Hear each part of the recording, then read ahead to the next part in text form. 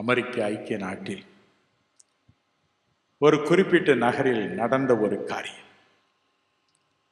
முக்கியமான ரஸ்தா ஒன்று அந்த நகரின் நடுவே இருக்கிறது. அதில் சிறு பள்ளி மாணவிகள் ரோட்டின் ஒரு பக்கம் இருந்து மறுபக்கம் கடக்க ஒரு குறிப்பிட்ட இடத்தை வைத்திருக்கிறார்கள். பிள்ளைகள் கடக்கும் பொழுது சிவப்பு விளக்கு எரியும்.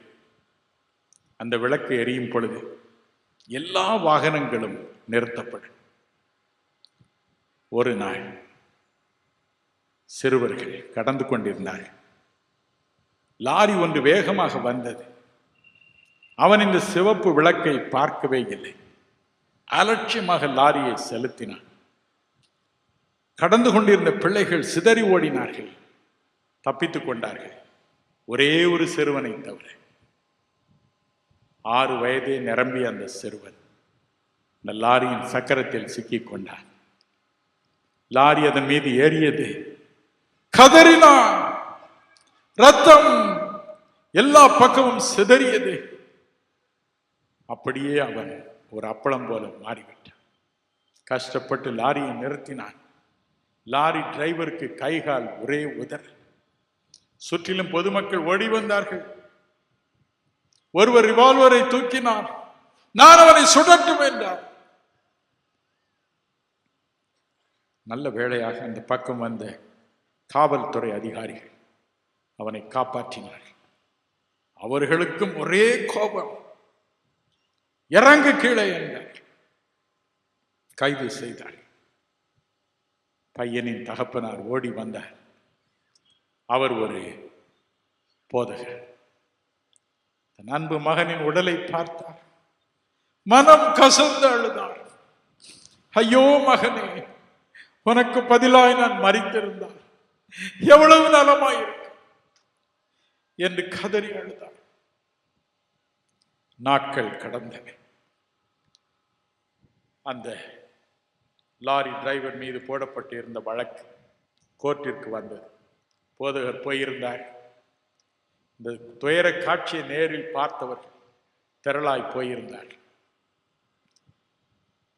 வழக்கு ஆரம்பிக்கும் முன்பதாகவே கூச்சல் போட்டார்கள்.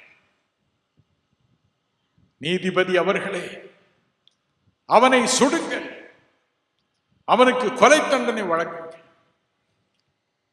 ஒரே கூச்சல். நீதிபதி வந்தார். வழக்கை எடுத்தார். கடைசியாக போதகரிடம் ஒரு கேள்வி கேட்டார். நீங்கள் என்ன சொல்கிறீர்கள்? நீங்கள் என்ன சொல்கிறீர்கள்? அக்கம் பக்கத்தில் இருந்தவர்கள் கூச்சலிட்டார்கள்.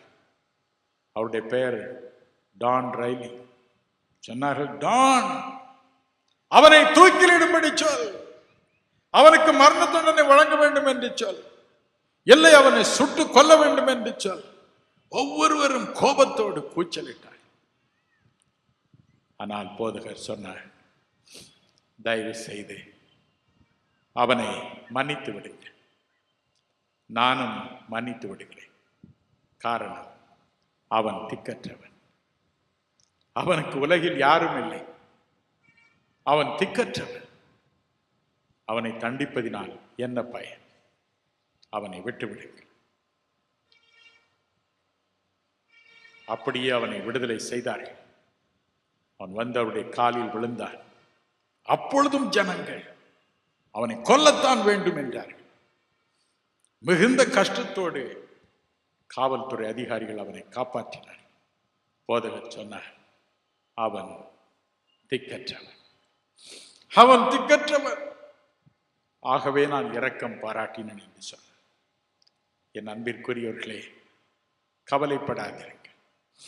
இன்று நமக்கு தேவனுடைய சமூகத்திலிருந்து கிருபை இரக்கம் கிடைப்பதற்கு காரணம் நாம் திக்கற்றவர்கள் என்பதை அவர் அறிந்திருக்கிறார். நமக்கு தெரியாமலேயே நம்முடைய நெற்றியில் எழுதி வைத்திருக்கிறார், இவன் திக்கற்றவன். ஆகவே இரக்கங்களின் முடிகளை தரித்திருக்கிறேன். அப்படி அவர் நம் மீது அன்பு பாராட்டுவதற்கு வேறொரு காரணமும் உண்டு. சிலுவையில் தொங்கும் இயேசுவை பாருங்கள். அவருடைய தலையில் கிருபை என்னும் முடியல்ல, ராஜ முடியல்ல, முள் கிரீடம். முள் முடி தரித்து புலம்பி அழுகிறார். என் தேவனே, என் தேவனே, ஏன் என்னை கைவிட்டீர்? புலம்பி அழுதார். அவருக்கு தெரியும், தனிமையாக திக்கற்றவனாக சிலுவையில் தொங்குவது எப்படி இருக்கும் என்று. வாசிப்போமா? சங்கீதம் 69, 19, 20 வசனங்களை வாசிக்க கேட்போம். சங்கீதம் 69, 19, 20. தேவரீர் என் நிந்தையையும் என் வெட்கத்தையும் என் அவமானத்தையும் அறிந்திருக்கிறீர். என் சத்துருக்கள் எல்லாரும் உமக்கு முன்பாக இருக்கிறார்கள். நிந்தை என் இருதயத்தை பிளந்தது. நான் மிகவும் வேதனைப்படுகிறேன். எனக்காக பரிதபிக்கிறவன் உண்டோ என்று காத்திருந்தேன், ஒருவனும் இல்லை. தேற்றுகிறவர்களுக்கும் காத்திருந்தேன், ஒருவனையும் காணேன். என்னை தேற்ற யாரும் இல்லை. சிலுவையில் அனாதை போல தொங்கிய சிலுவை நாதரை ஆற்றி தேற்ற யாரும் இல்லை. ஆகவே இன்று நீங்கள் அழும் பொழுது அது அவருக்கு தெரியும். எனக்கு இந்த நோய் எதற்கு, எனக்கு வேண்டாம் என்று நீங்கள் புலம்பும் பொழுது அவர் அதை அறிவார். அவரும் மனம் இறங்குவார். முடிவில்லாத இரக்கம் உங்கள் பக்கத்திலே பாய்ந்து வரும். இன்று இரவு அவருடைய இரக்கங்கள் உங்களிடமாய் பாய்ந்து வரும். உங்கள் கண்ணீரை துடைக்கும், உங்களுக்கு விடுதலை அருளி செய்யும். என் அன்பிற்குரியவர்களே, நமது தலையில் இரக்கம் என்னும் முடியை சூட்டியிருக்கிறார். இரக்கங்கள் என்னும் முடிகளை சூட்டியிருக்கிறார். கிருபை என்னும் முடியை சூட்டியிருக்கிறார். இன்று இரவு நாமும் கூட, தேவனே, நான் திக்கற்றவன், நான் திக்கற்றவன் என்று கதறுவோம். பாவம் என் வாழ்க்கையை நாசமாக்குகிறது, நான் திக்கற்றவன் என்று கதறுவோம்.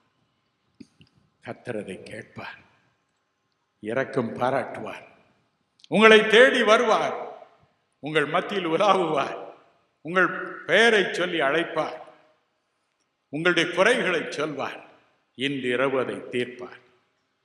உங்கள் வாழ்க்கையில் இரக்கங்கள் முடிவில்லாமல் பாய்ந்து செல்லும்.